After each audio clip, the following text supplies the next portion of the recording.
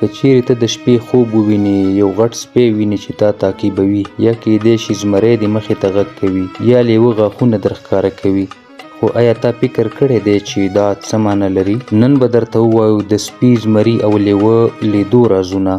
د پټو پیغامونو دروازې به درته خلاصې کړو، نو تر پایه راسره اوسه، ځکه دا کیسه د خوبونو د نړۍ له زړونو نه ده. د خوب نړۍ یو داسې اسرارناک ځای دی چې هلته زموږ ذهن، احساسات او روحي تجربې سره یو ځای کیږي. د خوبونو په ژبه کې هر حیوان، شی یا پیښه یو خاص پیغام لري. ځینې خوبونه زموږ د رواني احساساتو، ویرې، امید او حتی د مستقبل نښې ښکارندویي کوي. سپی، زمری او لیوه درې داسې حیوانات دي چې اکثره په خوبونو کې ښکاري. دا خوبونه معمولا دومره ساده نه وي لکه څنګه چې ښکاري. دا حیوانات ممکن د یو خطر، ملاتړ، قدرت یا د یو پټ دښمن علامې وي. راځئ دا ژور تعبیر وکړو.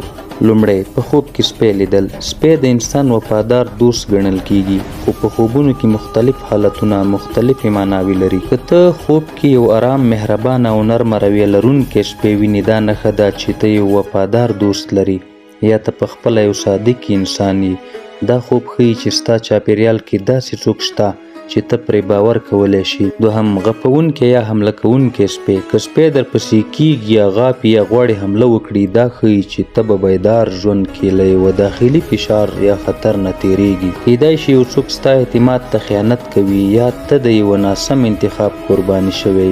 دریم، سپي وژنه یا سپي ته تاوان رسول. دا نښه ده چې ته له یو خپل وفادار دوست سره د اړیکې پرې کولو پر لور روان یې، یا ته داسې څه کوي چې ستا اعتماد له منځه وړي. د رنګونو تعبیر. تور سپی خطر، خیانت یا دروني تیاره ده. سپین سپی صداقت، ښه نیت، پاکه اړیکه ده. سور یا قهوه‌ایي سپی جذباتي فشار یا ناارامي ده. زمری لیدل. زمری د ځنګل بادشاه دی، خو خوب کې دا سلطنت څه معنا لري؟